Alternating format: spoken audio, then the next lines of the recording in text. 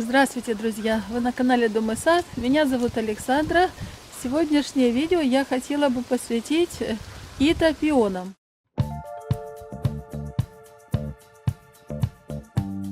Поговорим, что такое итопионы, какими они бывают, откуда они взялись.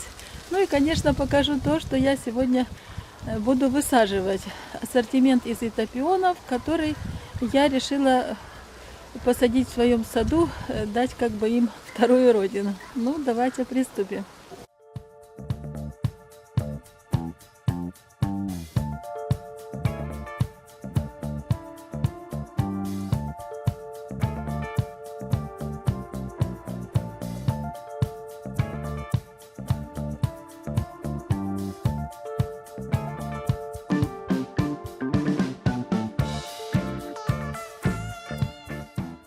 Итопионы появились относительно недавно.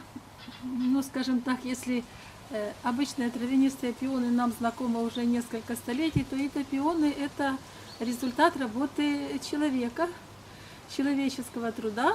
И предложил нам их японец по фамилии Ито, японский селекционер, который в 1947 году получил первые результаты гибридизации, то есть скрещивания травянистых пионов и древовидных. Вот так они и получили, эти пиончики, название Ито.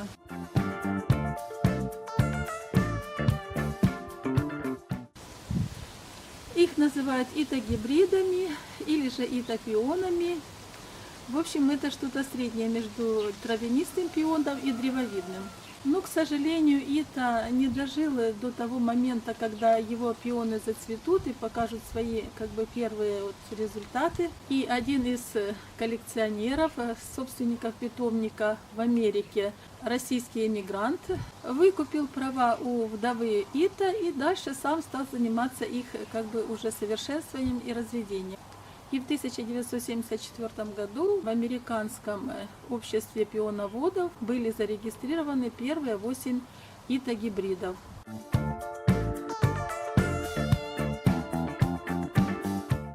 Вот так мир получил желтые пионы, потому что целью гибридизации именно было получение пионов с окраской цветов желтого цвета.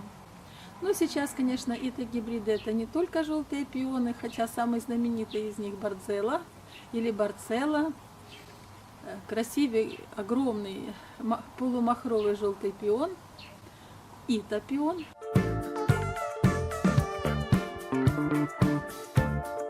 Есть масса и других расцветок: розовые, бело-розовые, с лиловыми красками, немножко красноватые. То есть ассортимент все время растет.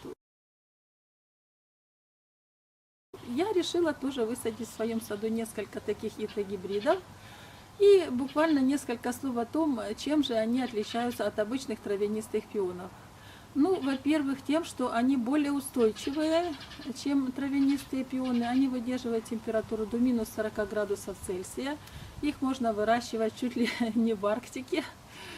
К тому же у них более жесткие стебли, цветоносы. Они цветут более длительный период, и цветы у них более устойчивые, чем у древовидных пионов. Период цветения начинается в июне и заканчивается, в зависимости от того, как вы подберете сорта, заканчивается буквально до сентября. Могут они радовать вас цветением. Еще одно отличие итопионов от травянистых пионов в том, что у них достаточно жесткие корни, и корни располагаются обычно в горизонтальной плоскости, поэтому для них не нужно копать огромные ямы, так как мы это делаем для травянистых пионов, у которых корни растут вглубь. У таких пионов корни растут по поверхности. Итопионы имеют поверхностные корни, поверхностную корневую систему. Ну а во всем остальном же, конечно, их надо срезать, точно так же, как мы срезаем травянистые пионы, надземную часть. Высаживать их надо тоже, приготовив ямы и немножко их, конечно, удобрив и компостом, и положив пепел, потому что они любят слабокислую и слабощелочную почву. Ну и растут они такими кустами довольно широкими, поэтому для них нужно оставлять примерно метр ширины, чтобы куст не страдал от соседства других цветов.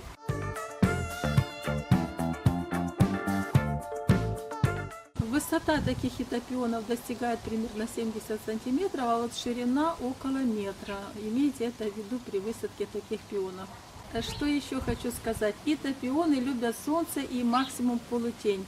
Поскольку у них корневая система располагается именно в верхней прослойке почвы, то не стоит их сажать рядом с большими деревьями, у которых большая корневая система, с большими кустарниками, потому что такие соседи будут просто забивать этот пион.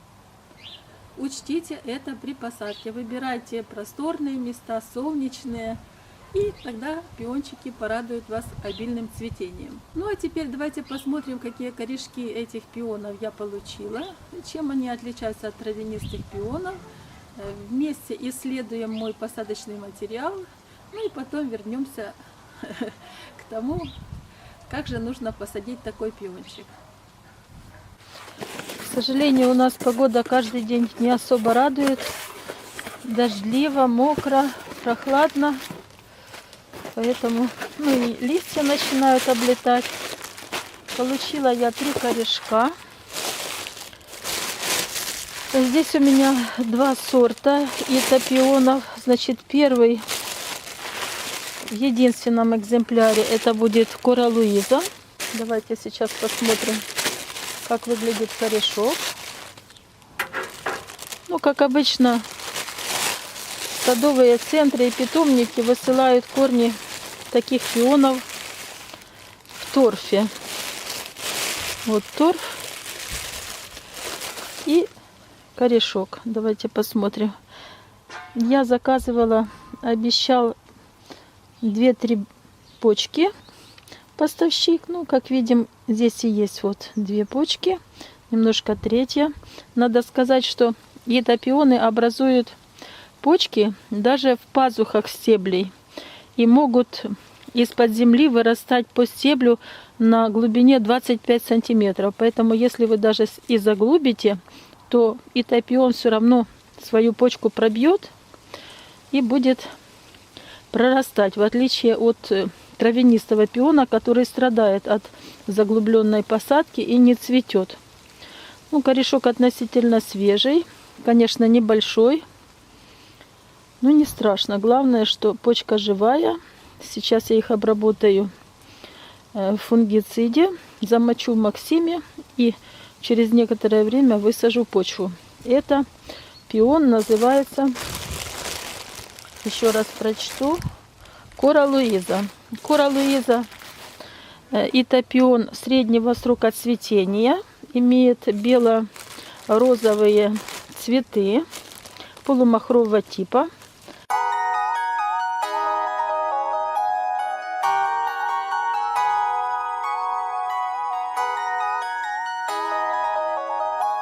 Следующий это пион Canary Brilliance. Вот тут будет проявлена вся красота этапиона, о которой мечтал селекционер Ита. Потому что этот пиончик Canary Brilliant имеет желто-персиковый цвет цветочков.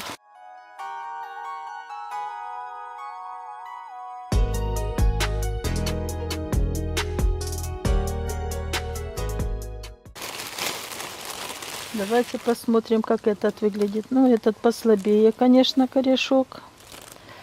Немножко слабее, но почка есть, 1 и 2. Вот такой вот небольшой запас питательных веществ. Я заказала 2 экземплярчика. Сейчас открою еще один.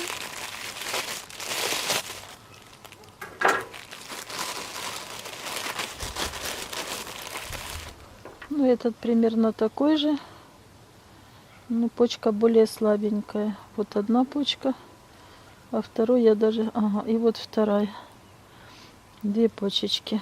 Корешки свежие, хорошие. Ну, будем высаживать. Высаживать такой этапион следует в ямы тоже примерно глубиной 60-80 сантиметров на расстоянии метр друг от друга.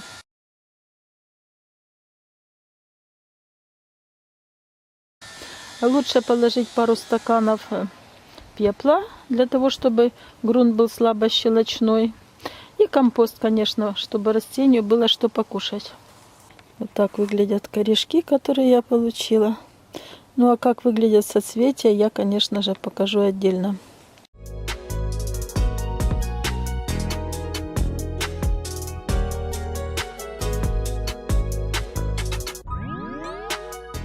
Ну что ж, мои корешки уже отмокли. Вот тут вот они были в растворе Максима. Я их обеззараживала.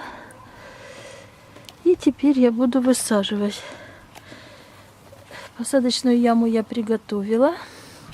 Сейчас я наполню ее еще составом из компоста и пепла.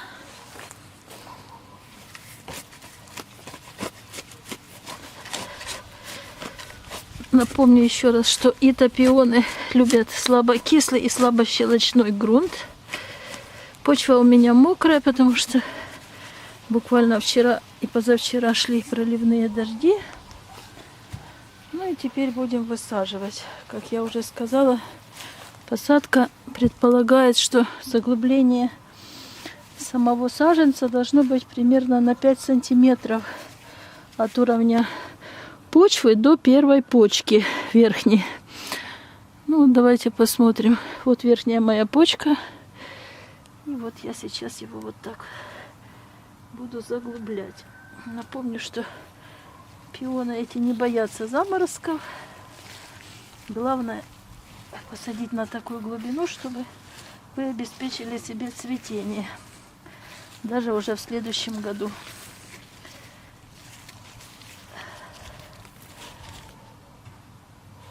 Теперь я пролью еще водой. Грунт осядет, и пион немножко опустится еще на пару сантиметров. Ну, конечно, надо будет обозначить то место, в котором вы посадили, чтобы не потерялся пиончик, и чтобы вы могли весной определить, где же он тут у вас растет, чтобы не срубить верхние почечки. Вот такая посадка.